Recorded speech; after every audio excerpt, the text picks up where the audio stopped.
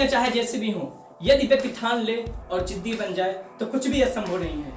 आज मैं ऐसे ही एक जिद्दी व्यक्ति के बारे में बात करने वाला हूँ जिनको दुनिया द माउंटेन मैन के नाम से जानती है, जिन्होंने 50 से भी अधिक गांवों को एक नई जिंदगी दी, जिन्होंने बता दिया कि कुछ भी असंभव नहीं है, इंसान जो सोच सकता है वो कर सकता है। जी हाँ, मैं बात कर रहा हूँ दशरथ मांझी की, जिन्होंने एक छीनी और एक हथौड़ी से 360 फीट लंबा, 25 फीट ऊंचा और 30 फीट चौड़ा पहाड़ काटकर सड़क बना डाला। तो आइए दशरथ मांझी के बारे में शुरू से जानते हैं। दशरथ मांझी का जन्म 14 जनवरी 1929 ईस्वी में बिहार में गया के करीब गहलोर नामक एक गरीब परिवार में हुआ था। ये पिछड़ी जात से आते थे, इसलिए इनको छोटा हक पाने के लिए बहुत बड़ा संघर्ष करना पड़ता था। इनके गांव में न स्कूल था, न अस्पताल थे, न कोई पानी की सुविधा थी, इसलिए इनको छोटी से छोटी जरूरत के लिए पास के कस्बे में जाना पड़ता था। और कस्बे में जाने के लिए इनके पास दो ही रास्ता था, या तो ये पहाड़ को पार करके जाएं या फिर पहाड़ का चक्कर लगा के जाएं। इनसे इनका बहुत वक्त जाया होता था और बहुत सारी परेशानियों का सामना करना पड़ता था। दशरथ मांझी बहुत कम उम्र में घर से भाग गए, गरीबी की वजह से घर से भाग कर गए और धनबाद की कोयले के खान में काम करने लगे।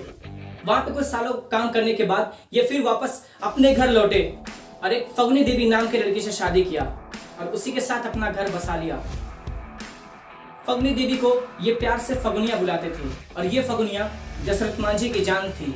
वो उनसे बहुत ज्यादा प्यार करते थे। अपने परिवार की जीविका चलाने के लिए दशरथ मांझी गांव में ही काम करने लगे और वहीं से उनकी जीविका चलने लगी। लेकिन इनके प्यार को जल्दी किसी की नजर लग गई और शायद ऊपर वाले को कुछ और ही मंजूर था। एक दिन दशरथ मांझी पहाड़ के दूसरे छोर पर लकड़ी काट रहे थे और उनकी पत्नी उनके लिए खाना लेकर जा रही थी, लेकिन रास्ते में ही उनकी पत्नी का पैर फिसल गया और वो एक पहाड़ के दर्रे में गिर गए, जिससे उनको बहुत गहरी चोट आई और सही समय पर दवा न मिल पाने के कारण उनके गांव से अस्पताल बहुत दूर था, इसलिए उनको सही समय पर दवा ना मिला, जिससे उनकी मौत हो गई। और यहीं से दशरथ मांझी की दुनिया बदल गई। उन्होंने वही संकल्प लिया कि अब इस पहाड़ को तोड़ के मैं इसको बीचों बीच से रास्ता निकालूंगा, ताकि किसी और की फगनियां उनको छोड़ के ना जाए। कहते हैं ना कि समझदार लोग सिर्फ इतिहास रखते हैं, इतिहास तो हमेशा पागल रचते हैं। और उसी दिन से दशरथ मांझी इतिहास रचने में लग गए, एक छीनी और एक हथौड़ी लेकर। गांव वाले कहते थे ये पागल हो गया है, इसकी पत्नी मर गई, इसका दिमाग खराब हो गया है, इतने बड़े पहाड़ को तोड़ने के लिए चला है, कुछ दिन तोड़ेगा, थक हार जाएगा, फिर से वापस बैठ जाएगा।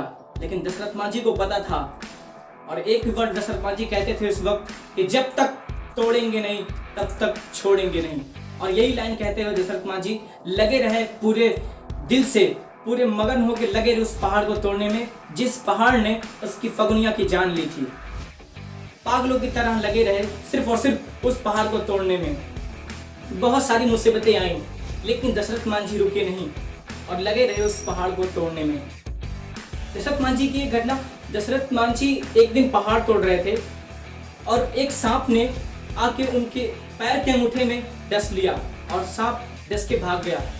आसपास अस्पताल न होने के कारण, किसी की मदद न पाने के कारण दशरथ मांझी ने अपने ही छीनी और अपने ही हथौड़े से अपने ही पैर का अंगूठा काट डाला, ताकि उनको कुछ रोक ना सके उस पहाड़ को तोड़ने के लिए।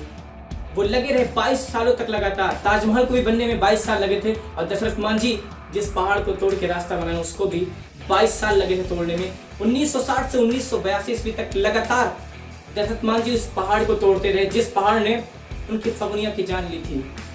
इतना जिद्दी आदमी, जिसको दुनिया की कोई ताकत नहीं रोक सकी उस पहाड़ को तोड़ने में, जिस पहाड़ को तोड़ने के लिए दशरथ मांझी ने संकल्प लिया था। 22 सालों तक लगे रहे उस पहाड़ को तोड़ने में और आखिरकार वही हुआ जो दशरथ मांझी चाहते थे।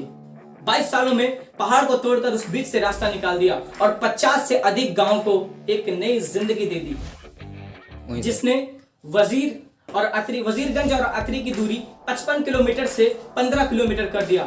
जिस रास्ते को तय करने में पूरा दिन का समय लगता था, अब उसी रास्ते को तय करने में सिर्फ और सिर्फ 1 घंटे का समय लगता है। कहते हैं ना, जिस पे ये जग हंसा है उसी ने ही इतिहास रचा है। दशरथ मांझी उनमें से एक थे।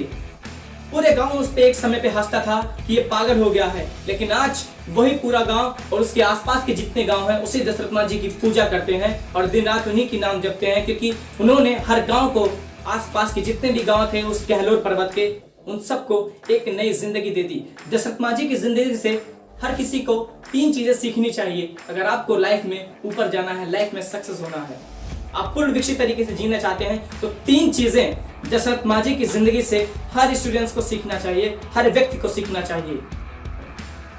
दशरथ मां जी की जिंदगी से 3 ऐसी चीजें हैं जो हर किसी को सीखना चाहिए। पहला, निरंतरता, दूसरा, खुद पर विश्वास और तीसरा, जिद। जब तक आप इन तीनों चीजों को समझ नहीं सकते, आप जिंदगी में कुछ भी हासिल नहीं कर पाएंगे। हम एक की बात थोड़े डिटेल में जाएंगे। पहला है निरंतरता। 22 सालों तक लगातार कंसिस्टेंसी में दशरथ मां जी उस पहाड़ को तोड़ने में लगे रहे। ऐसा नहीं 1 साल 2 साल तोड़ा और फिर बैठ गए कि शायद मुझसे नहीं होने वाला। लगातार 22 सालों तक तोड़ते रहे और वो रिजल्ट पाया जो उन्होंने सोचा था। और दूसरा पहलू जो आपके लिए बहुत इंपॉर्टेंट है, खुद पर विश्वास। जब तक आपको खुद पे विश्वास नहीं होगा, आप दूसरों के विश्वास पे कभी कुछ नहीं कर सकते। आपको खुद पे विश्वास रखना पड़ेगा कि मैं कर सकता हूं और आई एम द बेस्ट, मैं ही सबसे बेहतर कर सकता हूं। और तीसरा, जिद्दी। जब तक आप जिद नहीं ठानोगे, खुद से जिद्दी नहीं बनोगे, तब तक कोई भी अचीवमेंट आपको नहीं मिलने वाला। वो कभी आपको नहीं मिलेगा जो आपको चाहिए, हमेशा वही मिलेगा जो आप जिद्दी बनके चाहिए ही चाहिए, जो आपको चाहिए ही चाहिए, वही चीज आपको मिलने वाली। जब तक आप जिद्दी नहीं बनेंगे, कुछ भी आपको नहीं मिलने वाला। ये 3 स्ट्रेटेजी अगर आपने फॉलो कर लिया तो आपको जिंदगी में सफल होने से दुनिया की कोई ताकत नहीं रोक सकती। दशरथ मां जी एक लाइन कहते थे जो आज आपको सीखना चाहिए, और वो कहते थे, भगवान के भरोसे मत बैठिए, क्या पता भगवान आपके भरोसे बैठा हो। लाइक करें हमारे वीडियो को, सब्सक्राइब करें हमारे चैनल को। अगर वीडियो अच्छी लगी हो तो इस वीडियो को शेयर करें हर उस व्यक्ति तक जिस व्यक्ति को मोटिवेशन की जरूरत है, जिस व्यक्ति को प्रेरणा की जरूरत है। मुझे लगता है कि मैं अपने बातों से आपको प्रेरित कर सकता हूं, तो मैं आपके लिए, जी हाँ, आप सभी के लिए मैं हमेशा हाजिर हूं। वीडियो को देखने के लिए आप सबका बहुत बहुत धन्यवाद।